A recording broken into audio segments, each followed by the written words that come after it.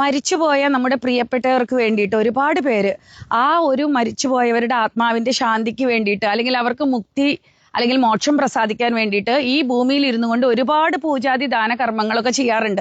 അതിലൂടെ അവർക്ക് എന്തെങ്കിലും മോക്ഷം ലഭിക്കുമെന്നുള്ളത് അത് വെറും അസത്യമാണ്, അവാസ്തവമാണ്, അന്ധവിശ്വാസമാണ്. എന്താ വെച്ചാല് എൻ്റെ ആത്മാവിന് ശാന്തി നൽകേണ്ടത് ഞാനാണ്. ഞാൻ ജീവിച്ചിരിക്കെ എൻ്റെ ആത്മാവിന് ശാന്തി നൽകുന്ന വിധത്തിൽ എൻ്റെ കർമ്മങ്ങൾ ഉണ്ടായിരിക്കണം. എൻ്റെ ആലോചന, എൻ്റെ വാക്ക്, എൻ്റെ പ്രവൃത്തി, എൻ്റെ കാഴ്ചപ്പാട്, എൻ്റെ കർമ്മങ്ങൾ ഉണ്ടാകുമ്പോഴാണ് എനിക്ക് അതിലൂടെ ശാന്തി ലഭിക്കുകയുള്ളൂ. പിന്നെ എനിക്ക് മോക്ഷം പ്രാപിക്കേണ്ടത് എന്തിൽ നിന്നാണ്? എനിക്ക് മോക്ഷം മരണത്തിലൂടെ ഈ ശരീരം എന്ന ബന്ധനത്തിൽ നിന്ന്, ഈ ശരീരം എന്ന ജയിലിൽ നിന്ന് മാത്രമാണ് ആത്മാവിന് മോക്ഷം കിട്ടിയിട്ടുള്ളൂ. വീണ്ടും അത് പുനരഭി മരണം, പുനരഭി ജന്മത്തിലേക്ക് ഈ കർമ്മചക്രത്തിൽ അലഞ്ഞ് വീണ്ടും ജന്മം എടുത്തിട്ട് കർമ്മങ്ങൾ അനുഭവിക്കാനായിട്ട് ഈ ഭൂമിയിൽ വരികയാണ്. അപ്പൊ ജീവിച്ചിരിക്കെ എനിക്ക് തതുപരി ജന്മങ്ങളിൽ നിന്ന് മോക്ഷം കൊടുക്കുവാനുള്ള സത്കർമ്മങ്ങൾ ഞാൻ ചെയ്യണം. പര ഉപകാരം ഇതം ശരീരം, അതായത് ഈ ഒരു സമ്പൂർണ്ണ ആരോഗ്യത്തോടു കൂടിയിട്ടുള്ള ഈ ഒരു ശരീരം എനിക്ക് ലഭിച്ചത് പൂർവ്വജന്മം അത്രയധികം പരോപകാരം ചെയ്തത് കൊണ്ടാണ്. അതുകൊണ്ട് അതിന്റെ ഇരട്ടി പരോപകാരങ്ങൾ ഞാൻ ഈ ശരീരം കൊണ്ട് ചെയ്യണം.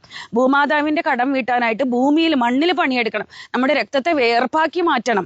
അതുപോലെ തന്നെ ധർമ്മമാർഗത്തിൽ സമ്പാദിച്ച പണത്തെ ദാനം ചെയ്യണം.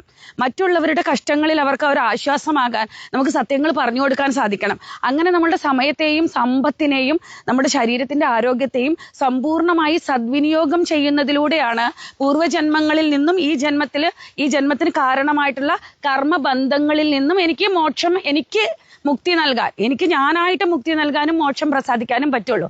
ഓരോ കർമ്മബന്ധങ്ങളെയും സ്നേഹബന്ധങ്ങളാക്കി മാറ്റുമ്പോൾ, അതായത് പക, വിദ്വേഷം, കോപം, വെറുപ്പ്, അസൂയ, അല്ലെങ്കിൽ മറ്റുള്ളവർക്ക് ഏതെങ്കിലും ഒരു വിനാശനകരമായിട്ടുള്ള കാര്യങ്ങൾ ചെയ്യുന്നവര് വീണ്ടും തതുപരി ജന്മങ്ങളിലേക്ക് കർമ്മക്കുരുക്കുകളിൽ അകപ്പെട്ടുകൊണ്ടേയിരിക്കും.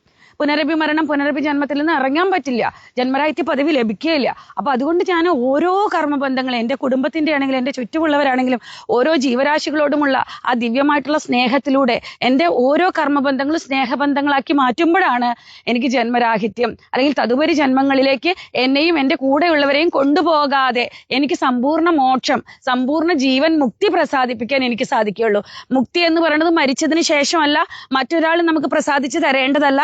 അവനവൻ പ്രസാദിക്കുന്ന മഹാവരമാണ് ജീവൻ മുക്തി. ജീവിച്ചിരിക്കെ മുക്തി, ഞാൻ മുക്തി നൽകിക്കൊണ്ടിരിക്കുക.